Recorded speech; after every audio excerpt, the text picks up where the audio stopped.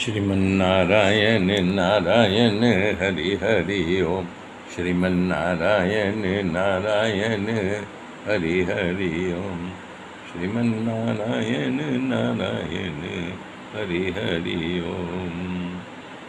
उद्धव जी ने पूछा कि भगवान, आपके विमुख जीव अपने किए हुए पुण्य पापों के फलस्वरूप जन्म और मृत्यु को प्राप्त करता है, ऊंची नीची योनियों में आते जाते रहते हैं। अब ये प्रश्न है कि व्यापक आत्मा एक शरीर से दूसरे शरीर में जाना, अकर्ता का कर्म करना, नित्य वस्तु का जन्म मरण से कैसे संभव है? हे गोविंद, जो लोग आत्मज्ञान से रहित हैं वो तो इस विषय को ठीक ठीक सोच भी नहीं सकते, और इस विषय के विद्वान भी बहुत कम हैं कि जो कि लोगों को उपदेश दे सकते हैं, क्योंकि आपकी माया से सभी लोग मोहित हैं। तो बताइए, इससे बचने के लिए इस भूल भुलैया जो आपकी माया रूपी भूल भुलैया है कि कृपा करके बताइए, इस रहस्य पर से पर्दा उठाइए। तो भगवान श्री कृष्ण ने कहा, हे उद्धव, मनुष्यों का मन कर्म संस्कारों का पुंज है। मन ही सब कुछ है, उसमें कई जन्मों का पुंज रूप में यानी ज्योति रूप से सारे अंकित रहते हैं। संस्कारों के अनुसार ही भोग प्राप्त होते हैं। उनके साथ 5 इंद्रियां भी है, इसी का नाम लिंग शरीर कहा गया है। वो अपने कर्मों के अनुसार एक शरीर से दूसरे शरीर में जाते हैं, और लिंग शरीर ही जाता है, और एक लोक से दूसरे लोक में भी जाते हैं।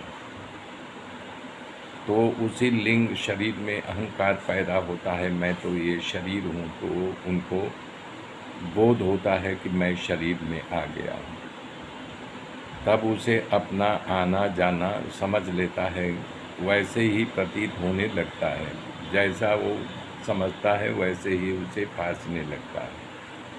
वो देखते या सुनते विषयों का चिंतन करने लगता है, और क्षण भर में वो उसी में तदाकार हो जाता है कि मैं शरीर में हूँ और शरीर मैं ही हूँ, ऐसा मानने लगता है।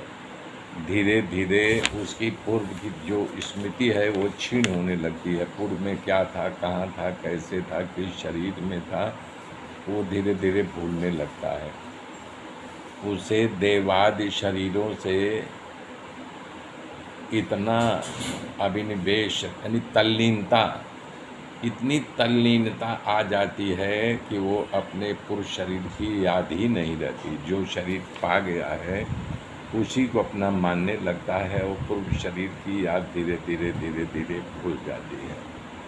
हे उद्धव, जब ये जीव किसी शरीर के अभेद भाव से मैं के रूप में स्वीकार कर लेता है, तब उसे जन्म एक प्रकार से स्वयं की प्राप्ति होती है।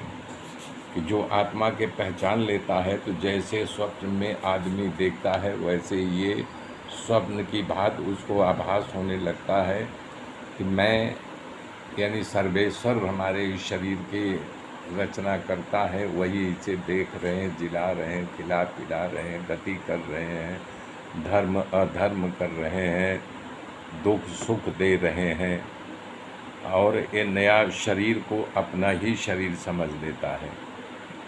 इंद्रियों के आश्रय से मन या शरीर आत्म वस्तु से उद्यम, मध्यम और अधम, इसकी 3 गतियाँ होती हैं, उत्तम, मध्यम और अधम।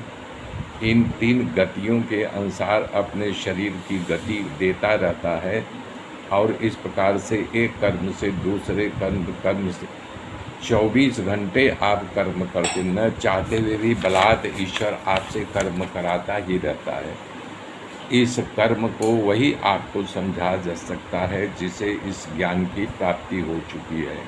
पहले ही भगवान ने बताया है, और उद्धव जी ने प्रश्न किया है। इस विषय के जानने वाले बहुत कम हैं। मेरे मित्रों, मेरे साथ जुड़े रहिए। आगे की गाथा फिर कल जोड़ूंगा, तब तक के लिए जय श्री राम।